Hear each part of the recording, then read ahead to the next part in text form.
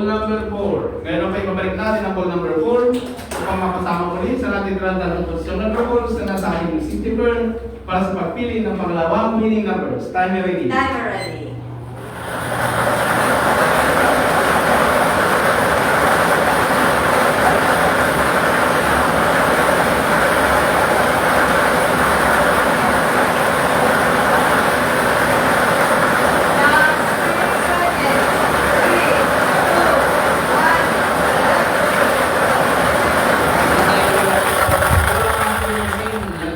Ball number 39. Ball number 39. Ulitin ko lang ako kasi ball tower ng winning position para sa draw natin na yung ball number 4 and 39. 4, 39. Ay, hindi ko naman ang ating palagay para po sa ating official draw result.